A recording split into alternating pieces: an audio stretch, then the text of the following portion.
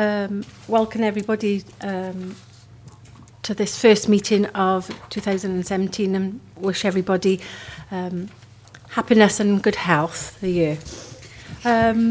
This is recorded today and we'll stop recording, live recording and streaming on agenda item number 6 where we'll go and consider in committee. For the purpose of live streaming, I'm Linda Guppy, Chairman of the Licence Committee today. Brian Strong, Vice Chairman of this committee. Johan Geely, Solicitor. Paula Harris, Democratic Services. David Jones, Head of Public Protection. Linda O'Gorman, Principal Licensing Officer. Chris Ryan, Licensing Officer. Councillor Jim Higginson, Member. Councillor John Prosser, Member. Councillor Martin Hickman, Member. Councillor Anne Webb, Member. Councillor Ralph Chapman, Member.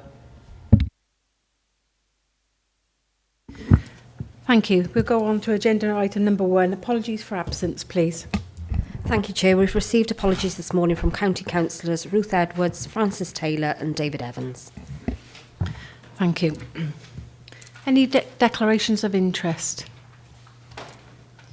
Okay, to confirm the minutes and of the previous meeting held on the 18th of October 2016. Prepare to move, Madam Chairman. Okay, just one alteration on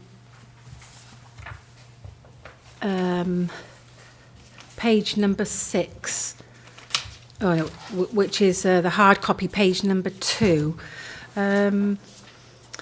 It said upon recommencement, the Chairman advised the committee to consider issues and decide not to suspend the applicant's licence, but to issue a written warning. I think it might have been a verbal warning. Can I just clarify if a written warning did go out?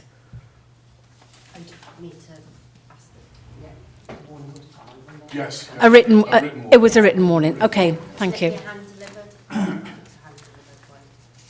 Yeah, okay. Thank you for that.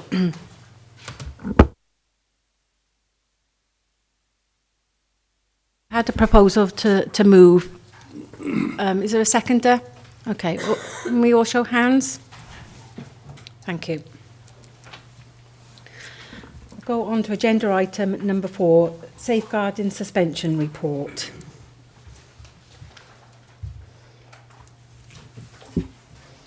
Okay, thank you. Yeah, the report's been brought here today. Basically, it's to do with the safeguarding training for the existing Hackney carriage and private hire drivers and operators. With regards to the policy that was adopted on the 22nd of March 2016, that came into force on the 1st of April 2016.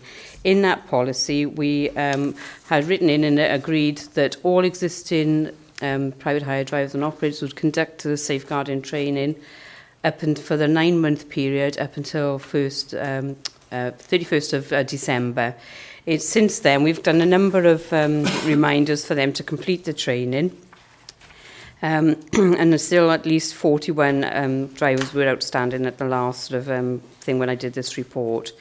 So what we are seeking within the report itself is that rather than bring all 41 individually to the committee, that a blanket suspension be granted. We'll give them is proposed that we would give them a 3 months grace, so the suspension would not kick in until 1st of April 2017. So we'll give them a couple more dates. They tend to have 2 training dates per month. So we recognise that they may have found it difficult during the December period. Because of sort of the nature of the work that they carry out in the Christmas period. So we're basically requesting that it be delegated to the Head of Public Protection to suspend the driver's licence and the operator's licence until the safeguarding is completed if they don't do it by the 1st of April cut-off date. So that's the nature of the report today. Further into the recommendations is once they've completed the safeguarding training, that they then get reinstated with their driver's badge and the operators. The reason why we're also giving them the 3 months grace is quite a large chunk of 41 drivers, and a lot of them will be tied up in school contracts as well. So we don't want to be putting the onus on sort of other avenues. So this is what we are seeking today, and we'll give them a written warning, the final warning, saying if it is granted, that that's the cut-off date. Sorry, just to add to that, Chair. Clearly, most have complied. I think it's important to be consistent, and clearly they've got another 2.5 months now. I'm sure when we say to the 41, I'm sure they'll, pull their fingers out and get trained up. We don't particularly want to be suspending people, but I think it needs the extra oomph, if you like, just to make sure that those that haven't done it yet obviously comply.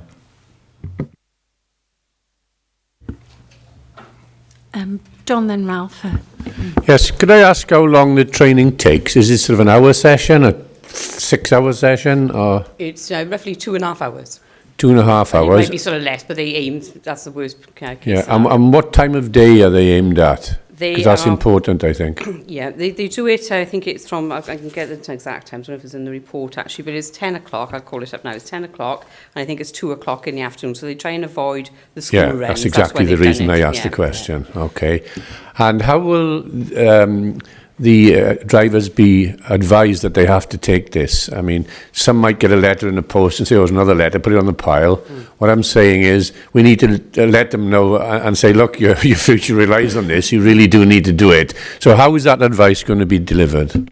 Up until this meeting, obviously, we've just did a sort of blanket mail merge where we would send them reminders, but as there's only 41, we will serve them individually so to make sure that they get the actual letter itself. Yes, and they'll get the letter, but obviously a verbal communication. Say, you really need to read this and you really need to do it by April or else you can't operate. I think that personal touch will go a long way for them to realise they have to do it. Thank you. Ralph? Yes, thank you, Chairman. I do support this recommendation because I think we really, really need to get strict with our taxi drivers, particularly in the Abergavenny area. I can't speak for anywhere else, but I see taxi drivers who carry children, no proper protection for the children. I see them a minibus driver, school minibus driver, no children, on his mobile phone.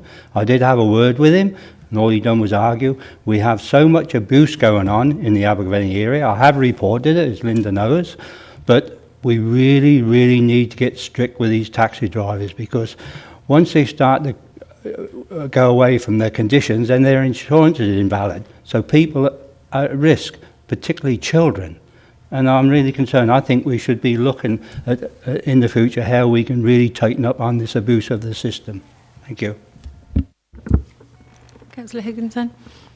Yeah, thank you, Madam Chairman. I think it's extremely important that we undertake, that these drivers undertake this training on safeguarding, because at the end of the day, we are responsible for what goes on out there, and it's not acceptable to me, if drivers are trying to dodge it in any way, and I fully support it. Just one other question: do coach drivers on school contracts have the same training?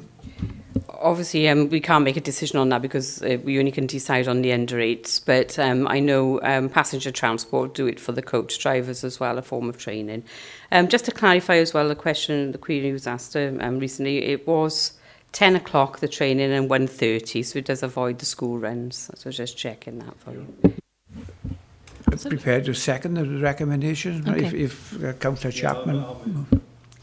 Just one further question. Once they receive the training, when do they have retraining after the initial training? What's the time interval, please? It's written in the policy that they can't do their renewal unless they've done the refresher training, so it's every 3 years because of changes in law and things like that. So because of the delay of them doing it now, they may have it sort of sooner than the 3 years, but that's their own sort of problem for not carrying out when they did, really. So. And just for clarification, with all their licences and DBS and their training, that's checked on an annual that they're all up to date and active.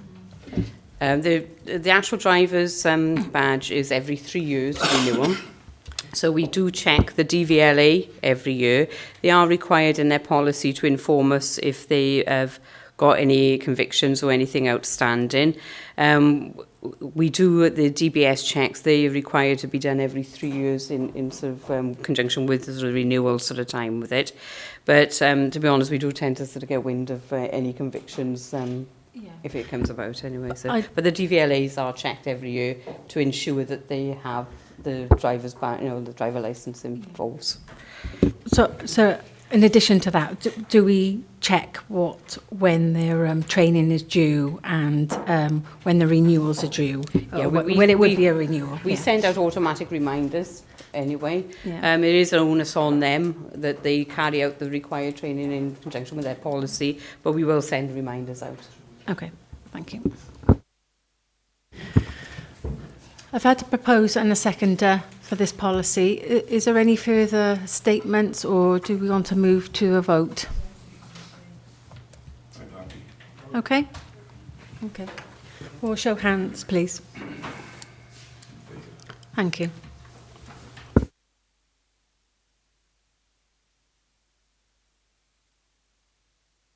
Prior to moving on to number 5, I think we have to wait for the applicant to arrive.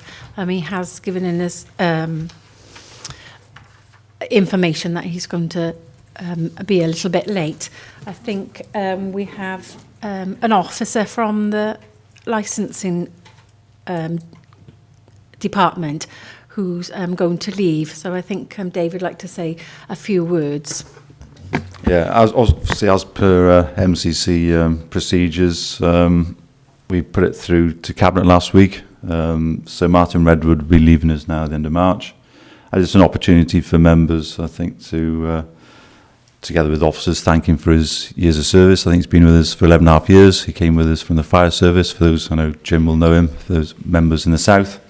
So that will be implemented from the end of March. So from the 1st of April, we'll operate with 3 licensing officers and Linda. We haven't really changed it. The reasons are in the Cabinet report. But it's obviously a flatter structure. So it's Linda, and then we'll have 3 licensing officers. In terms of the 3, obviously we've got Chris that you know Sam if you're in the north, and obviously got Lee Beach as well. So we'll a bit of a shimmy in terms of perhaps simplifying what we've got currently. So it's just 2 tiers. It's Linda and 3 licensing officers. So that was agreed by Cabinet last week, just for members' information. And I think perhaps Chair would be helpful, perhaps for the Chair to write to Martin and thank him for his service. Thank you. Okay, I think it's a good idea that we send a letter for good best wishes for Lee and thank him for all his work. Oh, sorry, not Lee. Oh my God. Lee, if you're watching, better made you sit up. Apologise for that. Sorry, for Martin Redwood. Yes, thank you, Madam Chairman. Just a quick comment, really. I mean, really, our licensed officers, they're like police officers, and what I found with them all, in fact, is, this is how it is, and they work to the, whatever the rules are, and that's to the benefit of the people out there who use various taxis, licensed premises, and one thing or the other. And I'm always impressed, I have to say, by the way they undertake their duties, particularly, well, at this in time we're talking about Martin, but particularly Martin, at this point in time, because that's why I see more than anyone else other than Mr. Ryan there, of course. I'd like to thank you for that, and I'll pass it on to Martin. I really appreciate, your comments. Ralph? Yeah, before we go on to anything else, can I ask a question? A taxi driver spoke to me the other day about he got 3 points on his taxi license. Never heard of that before. Can I have an explanation why these are put on and how long they last? We have a point system in place. If it's like a minor offence, and then like a minor infringement, rather than us go through the prosecution stage, it's actually written in that we would have a penalty point system. So if the officer comes across something, they would issue penalty points. If they get 12 penalty points issued by an officer within a 12-month period, then they will be brought before committee. So they may not, because with regards to taxi drivers, they don't need to have a conviction to be brought before committee, is whether they fit and proper. So that's our way of saying, well, again, constant warnings here and having minor infringements constantly. So then we bring them to committee if there's 12 penalty points issued by an officer. I am aware of the fact that the packs that's been issued, obviously we've had a number of changes with policies on not just taxi sort of driver side of it, but other areas as well. And I will be sort of doing a pack as soon as I can to give out to members so they're aware of everything that's in it and the changes. So it's all in one sort of focal point, and carry out training. I was going to hang fire until the training, until sort of like the April sort of time, really, May, I should say. But I'll try and get the packs in readiness. So the training will probably be around the May sort of time, like we normally do every year. Okay. Thank you for that. I think we can move on to number 5 so that we can stop the recording, to exclude the press and public from the meeting during the consideration of the next agenda item, number 6. Yeah, move us done. Move. Okay, thank you.